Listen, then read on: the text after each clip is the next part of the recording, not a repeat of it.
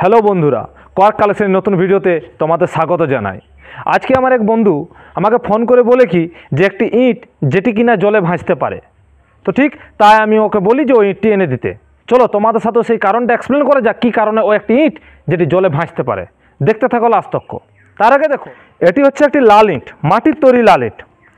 এই ইঁটটি দেখো কী হয়, এই ইঁটটিকে যদি জলের মধ্যে দিই আমরা, তো দেখো কী হবে। আগে দেখো, তারপরের কারণটা এক্সপ্লেন করব, তারপরে ওই ইঁটটার আমরা আলোচনা করব যে ইঁটটা জলে ভাসবে। দেখতে থাকো।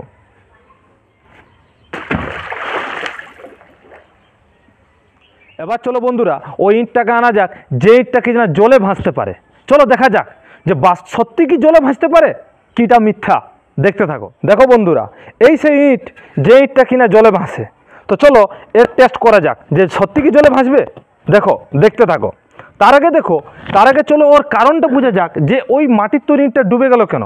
মাটির তৈরি ইঁটটা ডুবে গেল তার কারণটা হচ্ছে কি, যে মাটির তৈরির ঘনত্ব, মানে মাটির তৈরি যে ইঁটটা তার ঘনত্ব, সেই ঘনত্বটা জলের ঘনত্বের তুলনায় বেশি হওয়ায় সেটা জলের মধ্যে ডুবে গেল।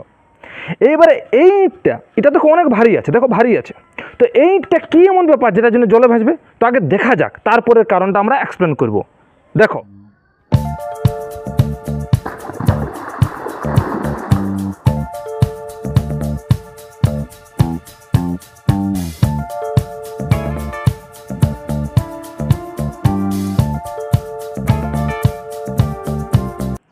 দেখো বন্ধুরা, দেখো ইঁটটা কীভাবে ভাসছে।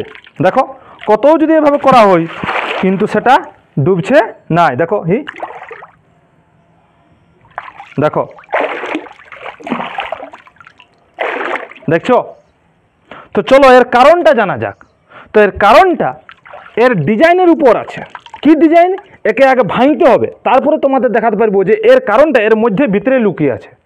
দেখতে থাকো। তো এই ইঁটটাকে চলো এই হাতুড়ি দিয়ে আগে ভাঙা যাক।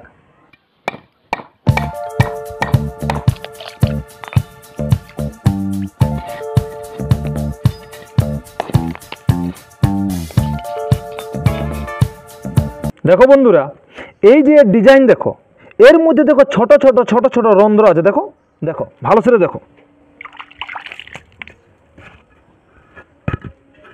এর মধ্যে ছোট ছোট রন্ধ্র আছে, যে রন্ধ্রের মধ্যে বায়ু আবদ্ধ থাকে, যার জন্যে এনসিটি, সেই ঘনত্ব জলের ঘনত্বের তুলনায় কম হয়, যার জন্য এটা জলে ভাসতে পারে। আর এর ব্যবহারের এই ইঁটটা হচ্ছে এএসি ব্লক। এইটা হচ্ছে কংক্রিটের এক রকমের ব্লক, যেটা ইঁট। সেই ইঁটটা, এই ইঁটটা জলে দিলে ভাসতে থাকে।